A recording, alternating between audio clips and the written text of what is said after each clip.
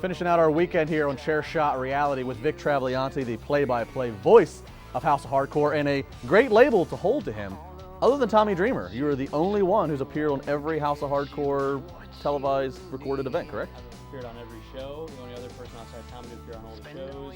I hosted all the HOH TVs, and I voiced every single match that was on those HOH television. So literally the voice of House of Hardcore. What was the process getting into that? Because obviously, as we mentioned earlier in the weekend, you do Cleveland Browns, you've done the Indians, you've done a lot of mainstream sports too. It was kind of an odd thing because that first show, I wasn't even on it. Yeah. I had taken a road trip with Rhino. I remember that. Essentially. And Tommy Dreamer came up to me in his kitchen and said, "Hey, you want to voice the show?" Yeah, I want to voice the show. And so ever since then, I've been on all of them, and we've tried to make history at every single show, and it's been an honor to be a part of a lot of that stuff that we've done. He saw a young, impressionable broadcaster, and guy's got talent. Maybe he works for cheap, I don't know. Probably he works for cheap. That's probably the one he went with. All right, well, before we talk more about House of Hardcore and the growth it's having, let's, Tommy and HOH have been nice enough to supply us with a clip. So what are we going to see here? A clip of this match from Canada, right? Yeah, no, this is right before Canada. Eric Young will be in Canada. Tommy Dreamer will be in Canada. It's Tommy and Eric Young, huge street fight. This is coming off of them doing whatever they did in TNA Impact for however long that they kind of went at each other, and they put it in the arena, formerly known as the ECW Arena. And this is a match that Tommy was really looking forward to. Eric was really looking forward to personally. They left it all out there, and then at the end, at the whole match, we won't see it in this clip because Tommy wasn't nice enough to give you that clip. But at the end of this actually is when Rey Mysterio made his debut at House of Hardcore, and this is what led up to that. What is it? A megaphone. Again, anything is legal here in this South Philly street fight. And Tommy looking like he wants some more toys as he's going back up the aisle. What did he find? Oh, he just found he's bringing the fan with him. The fan wanted to come. And the second guy kind of looks like Seth Green. Oh, head first into that stop sign. Wow. Nice Ric Flair-esque face plant And by Eric Young. There's no mat there. That is solid concrete, Eric Young. This went shoulder first into it. Tommy turning up the intensity. This will be a violent match, maybe the most violent match we've had since debuting this company back in 2012. As Tommy Dreamer said, plenty of special moments, teaming with Terry Funk for the last time, walked the aisle one last time with Beulah at House of Hardcore 7, and now it seems that he's continuing to find toys. Is that a walking apparatus? So there you go, House of Hardcore. All these shows, if you can't get to them, you can purchase all of them on DVD. That's right, houseofhardcore.net. All right. Vic, let's talk about where the growth's going here, because some new news came out. HOH could be going to Australia here soon. Tommy Dreamer has the interest to pick up the rate of shows.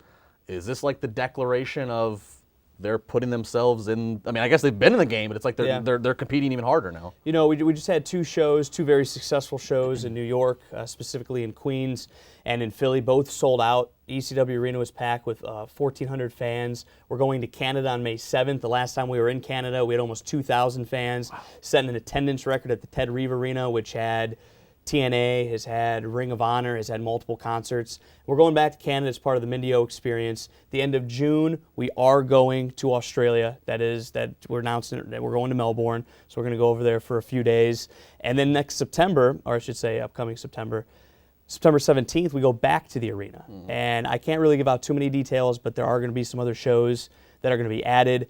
There's going to be shows hopefully in Milwaukee. That'll be coming up with the Blizzard Bowl, which someone you know. Blizzard Bowl, Dave Hero. Very well, Dave Hero. So that's kind of been announced, kind of hasn't been announced, but I'll announce it that we're going to be doing that there you go. In Milwaukee. So a lot of good things on the horizon for House of Hardcore, and very honored to be a part of it. A lot of people watching probably, you know, it's a common thing to feel, you know, I could do this. I could do play-by-play. I could call the matches.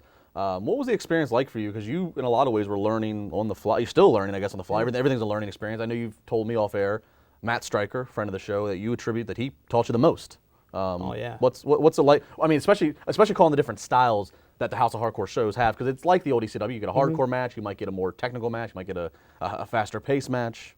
It's Matt to me. We'll start with Matt Stryker. Matt to me is the first guy that really came in, sat me down, and said, "Work on this, do this, maybe try this, try to do this." And what I've learned talking to him and guys like Tommy Dreamer and guys like Rhino and guys like Kevin Kelly is I take their advice, I take their critique, and then I make it into my own. Before coming into wrestling, I did sports. NCAA, Major League Baseball, with the Cleveland Browns, with the NFL. And I've always tried to make myself marketable for wrestling. You always hear the stories of guys that go to wrestling to make themselves marketable and go to ESPN. So I kind of went the backwards route to all this. But it's really a job to me. And I'll sit there before a House of Hardcore show and I'll watch daily 3 to 5 hours of wrestling. I have a little son. I let him run around the house while I sit there and watch old DVDs or the WWE Network or old House of Hardcore shows. And I study and I critique and I write down notes. For the last show, I had 15 pages of notes per show. And that's for each wrestler. That's little one-liners I want to get in there. Backstories. Backstories that I want to have. And it is difficult because you don't have time to think. It's not like you can sit there and hit pause and then go back and be like, man, Justin, he should have done this at this point in the match and play Monday morning quarterback. You don't have that time. You're doing it there. And when you're on shows with guys like Tommy Dreamer, guys like Sami Callihan, guys like EC3, the Young Bucks, the Hardy Boys, they're all different. And you really have to know what each brings to the table and how they're going to mesh together. What's so cool for me to watch is I remember seeing you when you were starting with indie wrestling.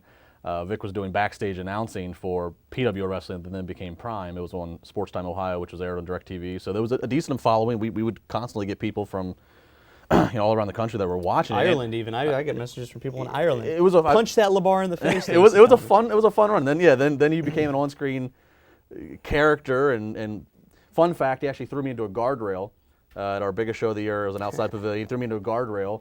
Which I call it the nasty end of, and I had a giant gash the next day when I got engaged. So all my pictures forever on with that was me with a bloody... Planned it the whole time. Yeah, my wife thanks you for it.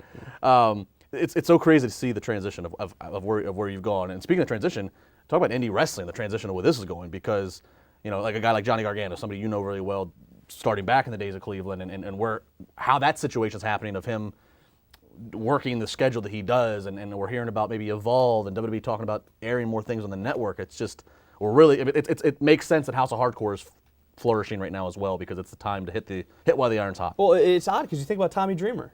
Yeah. Tommy was on He's a guy, TNA one week. He has a key to every office. I always Everybody. say he's the nicest guy in wrestling. I don't know how he pulls it off. He's on NXT one day, then he's on TNA the next, then he's running a House of Hardcore show. So it's kind of a fun time. I always tell wrestling fans that are down on the product, if they're down on what they see Monday night, there is so much different type of wrestling out there that you can go to. AIW, for instance, in my hometown of Cleveland, Ohio, they pack 450 fans in there to see homegrown talent. TNA, Ring of Honor, House of Hardcore. Yeah, you have your WWE programming, but you have so many other things and so many good talent that's out there across this country that's getting a chance now because of the WWE Network to showcase themselves, whether it's in the Cruiserweight series, the Global Cruiserweight series that's coming up, or Johnny and Tommaso Ciampa getting a chance to be a part of their shows and be part of their tag team on their NXT program, but then still go out there and meet you in a